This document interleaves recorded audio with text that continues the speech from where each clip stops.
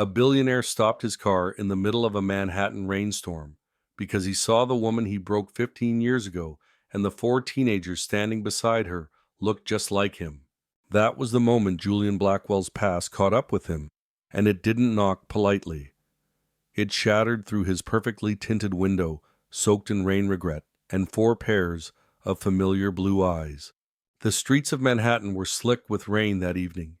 Cars hissed past like whispers of secrets, and inside a black Bentley, Julian scrolled absently through stock updates. Another billion-dollar merger, another headline praising his ruthless brilliance. On paper, his life was perfect, but Julian hadn't smiled, really smiled in years. Then through the streaks of water on the window, something stopped him. A woman and four children stood beneath a broken street lamp, huddled under a small umbrella that barely covered their shoulders. Julian's heart didn't stir often, but something about the curve of the woman's jaw, the way she pulled her coat tighter around the kids. He leaned forward. His voice cracked. "Tyrone, stop the car." The driver didn't argue. Julian stepped out without thinking, his $1,000 coat instantly drenched. He didn't feel the cold. All he saw was her, Elena Carter, the woman he once loved and cruelly paid to disappear. She looked up, and for a second, just a second, time folded in on itself. "Julian Blackwell," she said, voice low but steady.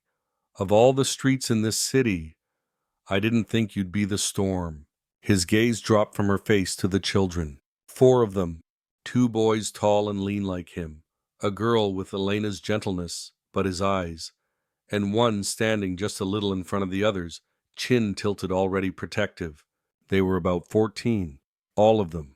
His throat closed. "Elena, are they?" "Yes," she cut in.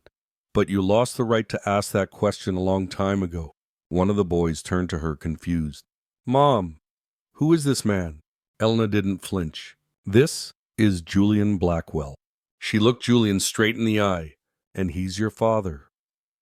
Before we continue this emotional journey, don't forget to subscribe and hit the so. You won't miss the next moment that turns everything upside down. And tell us in the comments, what would you do if the past suddenly returned with four sets of eyes looking just like yours? What do you do when the children you never knew existed are staring at you like a stranger, and their mother still wears the scars of your betrayal? Julian stood frozen, rain dripping from his tailored coat as Elena tightened her arms around the children. Her stance was protective, but more than that, it was powerful. She wasn't trembling. She wasn't pleading. She was standing her ground. "Elena, what are you doing out here?" Julian asked, trying to keep his voice steady. "In the rain, with the kids. We were evicted this morning," she said plainly. "I lost my job at the diner last month. It was either rent or food. You know which I chose." He looked down at the bags by their feet, battered, overstuffed, barely holding together. He saw Jaden shiver. Sarah rubbed her arms quietly. Julian's heart twisted. "You can't stay out here. Let me help. Come to my home just until you find a solution. It's the least I can do." Elena's eyes locked with his. "We don't need your charity." Her voice was calm but unyielding, her dignity unshakable. It wasn't pride, it was principle. For 15 years, she had held it together with tips, determination, and late-night tears the kids never saw. She hadn't just raised 4 children. She had built a family without his name, without his money, without his protection. "Please," Julian said quietly, "just let them be warm tonight." Sarah tugged on Elena's coat sleeve, whispering, "Mom, I'm cold." That cracked something. Elena closed her eyes briefly. When she opened them, her jaw was still firm, but her voice had softened. "One night, that's all. I'll call my sister in the morning."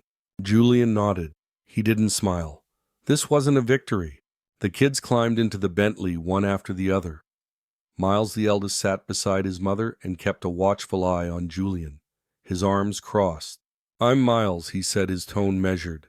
"That's Jaden, Caleb, and Sarah." Julian swallowed hard. "It's nice to meet you." The words felt small in his mouth. These were his children. strangers with his eyes, and they didn't know if they could trust him. Frankly, he didn't know if he deserved it. Inside Julian's mansion, warmth met tension. But behind those silent walls was a secret. Elena had once come to tell him the truth, and someone had made sure he'd never hear it. Julian stood alone in his grand marble foyer as Mrs. Reynolds led the children and Elena upstairs. The chandelier above him sparkled like a crown, but all he felt was hollow. 4 children, 4 lives, 4 first birthdays, first steps, first report cards. He had missed them all. He poured himself a drink in his study, hands trembling. The rain still tapped against the windows like a ghost of the night outside. A soft knock interrupted his thoughts. It was Elena. She stood in borrowed clothes, arms crossed. "The kids are settled," she said. "They're exhausted." Julian turned, guilt heavy on his shoulders. "Elena, I never knew. If I had—" She cut him off with a raised hand. "Don't. Not tonight." Her voice was steady, but her eyes were tired. "I need to process the fact that my children met their father for the first time while we were homeless on a sidewalk." She paused, then added more sharply, "And before you try to buy your way back into their lives, remember everything they became without you." She turned to leave. "Wait." Julian's voice cracked.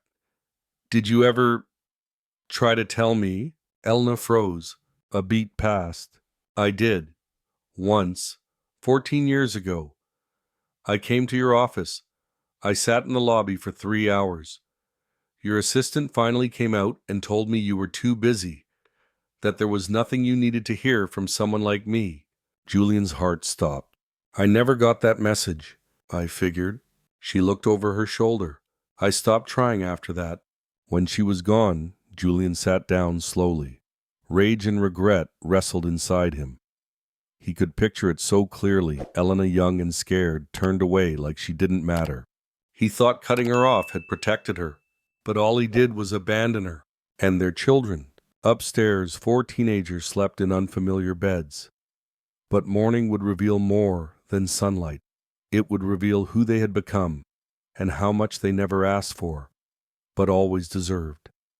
The sun filtered softly through velvet curtains the next morning, casting a golden glow across Julian's cold, expansive kitchen. For once the mansion wasn't silent. There were footsteps, laughter, the clinking of plates. Mrs. Reynolds was humming as she flipped pancakes. It had been years since she cooked for anyone other than Julian, and she was smiling. Sarah was the first to appear, her long curls pulled into a neat ponytail. She hesitated at the threshold of the kitchen, eyes wide, as if unsure if she was allowed to step into so much comfort.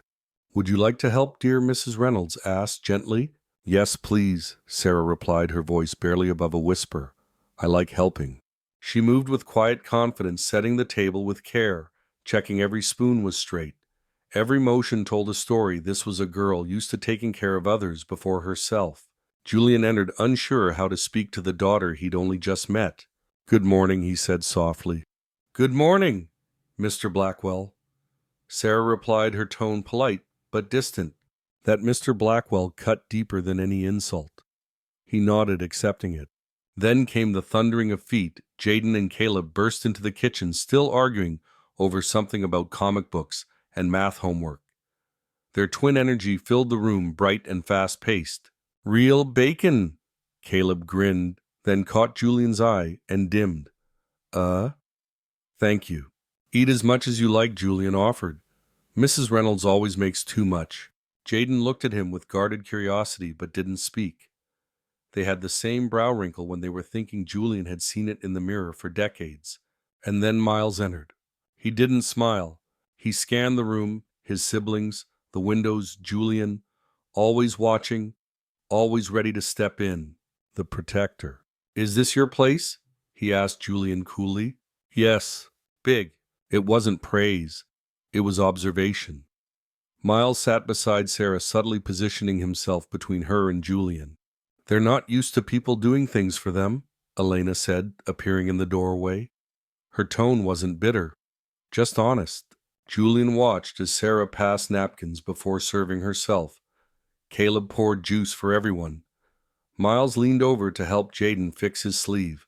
Four strangers who moved like a team, because they'd only ever had each other. But outside the warmth of breakfast, something colder was waiting. Julian's past was knocking again, this time wearing a suit and tie and ready to burn down everything he was trying to rebuild. The warmth of breakfast hadn't yet faded when Julian's phone buzzed sharply across the countertop. A message from Bradley Langston, his business partner and longtime friend. "We need to talk. It's urgent." Julian didn't reply. He already knew why. Bradley had seen the headlines: Grayson Tech CEO, shelters mystery woman, and 4 teenagers. Whispers of a secret family. The tabloids didn't need facts. Just a photo of Elena stepping into his mansion had lit the match. Later that afternoon, Julian stood in his garden surrounded by manicured roses and silence. Until it was broken. Alex Bradley called, stepping off the path with his usual polished swagger. "Your secretary said I could find you here." Julian turned slowly. Elena was sitting nearby on a bench book in her lap, but her eyes were on Bradley. "Bradley," Julian said carefully. "This is Elena Carter." Bradley blinked, recognition flashing across his face. "That Elena?" "Yes," Julian replied. "The mother of my children." Bradley's smile twitched. "You always did have a way with surprises." But the pleasantries didn't last. "Look," Bradley's voice dropped low, tight. "The Morrison deal is fragile. The board is already nervous. If they find out about all this, they might start questioning your judgment." Elena stood up, calm and clear. "Excuse me," she said. "Our children are not a scandal." "With all due respect, Ms. Carter," Bradley replied smoothly, "perhaps we can reach a discreet arrangement." Julian stepped in fast. "You're not buying anyone off, Bradley. You think the Morrison family will welcome this news? They still believe in bloodlines and perfect family trees. You were engaged to their daughter once. This changes everything." Elena looked Bradley square in the eye. "What changes everything is the truth. And if that scares them, maybe your deal isn't worth protecting." Bradley turned to Julian. "Think very carefully. You're risking everything." "Then let it burn," Julian said quietly. Inside that boardroom, names and numbers meant everything, until 4 teenagers walked in and made every man in a suit remember what legacy really looks like. The boardroom of Blackwell Industries had never been louder. Whispers buzzed like static as leather chairs shifted. Pens tapped nervously, and a dozen sharp suits exchanged glances over printed agendas. At the head of the table sat Robert Morrison, silver hair, granite jaw, and eyes that scanned the room like a war general. Bradley Langston stood beside him, arms folded, smirking, like the victory was already his. Then the doors opened, and everything changed. Julian stepped in, not alone, but with Elena by his side and 4 teenagers trailing behind. Silent, watchful, strong. Miles, Jaden, Caleb, and Sarah. They didn't shrink under the room's gaze. They walked with the quiet confidence of children who'd been underestimated their whole lives and had learned to survive anyway. "What is this?" Morrison barked. "My family," Julian said clearly. "And before you vote on my future, you're going to hear our truth." Bradley scoffed. "This is a board meeting, Julian, not a family reunion." "You made it about family," Miles said, suddenly stepping forward. "When you tried to erase us." Gasps echoed. "You want to know who my dad is?" he continued. "He's the man who missed every birthday, every football game, every bad day, but showed up the second he realized we were real." Sarah stepped up next, her voice quiet but piercing. "We didn't come here for money. We came because we deserve to be seen, to not be erased." Caleb held up a childhood photo, Elena, and the 4 of them in a cramped apartment kitchen, paper streamers on the wall. "This is our empire," he said. "Built on love, not stock prices." Bradley rolled his eyes. Touching, but irrelevant. "No, it's not," a voice cut in, Catherine Morrison stepping into the room. "Because 15 years ago, my father forced Julian to choose between his heart and his company. And he chose wrong. But I was there. I saw it. And I'm not letting you bury the truth again." The room went dead still. Morrison's face turned crimson. "Catherine." "No, Daddy, not this time." Julian looked at his children, his partner, and the board, who finally saw him as something more than just a CEO. I've made a lot of money, he said quietly. But this is the only legacy that matters. If you're rooting for Elena and her children to claim what's theirs, drop A in the comments and tell us your favorite character so far. And hey, make sure you're subscribed. Because this family's journey, it's just getting started. The truth had shattered the silence, but not everyone was ready to let go of the lies. In the shadows, a new plan was already unfolding, and it had the children in its sights. The press conference was supposed to bury them. Bradley Langston stood before a row of microphones, flashing his curated smile, flanked by Robert Morrison. The narrative was slick rehearsed. Julian Blackwell has compromised this company's integrity. The so-called family he's brought forward there are questions about their legitimacy, about her motives. He motioned toward a projected photo of Elena in her waitress uniform, cropped, filtered, and smeared to suggest scandal. The media cameras clicked wildly, but what they didn't expect was Jenny Morrison. Catherine's teenage daughter stepped up to the podium, her phone in hand. Her voice was clear, even as her fingers trembled. If you want to know the truth, here it is. She played the audio. Bradley's voice, unmistakable, sneering. Doesn't matter if it's real. We just have to plant the doubt. Call them gold diggers. No one will question it. Robert Morrison responding. The moment people see where she came from, they'll forget who he is. That's how we win. The room exploded. Journalists shouted questions. Flashbulbs flared. Morrison turned ghost white. Bradley stammered, reaching for the mic, but the damage was done. Moments later, police arrived. Detective Rivera stepped forward, badge in hand. Mr. Langston. Mr. Morrison, you're under investigation for corporate defamation, evidence tampering, and malicious surveillance. You'll need to come with us. As they were escorted out, Catherine took the mic. 15 years ago, my father tore a family apart. Today, that family stood in front of you and told the truth, and I'm proud to stand with them. Back at the mansion that night, the children sat curled on the couch, hot chocolate in hand. Julian watched them quietly. We shouldn't have had to fight this hard to exist, Sarah said softly. No, Elena replied, pulling her close. But sometimes being seen means standing up louder than the people trying to erase you. Now the lies were gone, the enemies defeated. But what happens when love gets a second chance? Would Elena finally say yes? Not just to Julian, but to the future. They never got to finish. The storm had passed. Outside the mansion, the reporters were gone. The gates were quiet. But inside, something softer had settled peace. In the garden, under strings of lights and late spring stars, Julian stood with 4 envelopes in his hand. The children were gathered around the table halfway through Mrs. Reynolds's famous chocolate cake. Elena stood nearby, watching them with that same fierce tenderness she'd always carried alone. I have something to ask, Julian said, voice low but certain. The room stilled. He held out the envelopes, each embossed with the name Blackwell. I know your last name is Carter, and that name means strength. But if you're willing, I'd be honored to make you mine. Not just in my heart, but legally. You want to adopt us? Miles asked, his tone unreadable. Julian nodded. Only if you want it. Only if you believe I've earned the right to try. Silence stretched. Then Caleb smiled. Does that mean I get your old bedroom? Laughter broke the tension. You can have it, Jaden said. I'm taking the pool house. Sarah's eyes welled up as she took her envelope. She looked at Julian, really looked, and whispered, Yes, Dad. Julian exhaled like he hadn't breathed in years. He turned to Elena, eyes filled with something quiet and sure. There's one more name I'd like to change. Not just the kids. You. She raised an eyebrow. Julian, I'm not asking you to forget. I'm asking you to believe we can do it right this time. Slow, honest, together. She looked at her children, hers and his, all watching, all waiting. What do you think she asked them? 4 voices rose in unison. Say yes. And for the first time in 15 years, Elena let herself fall, not into regret, but into something far more dangerous and beautiful, hope. Okay, she whispered.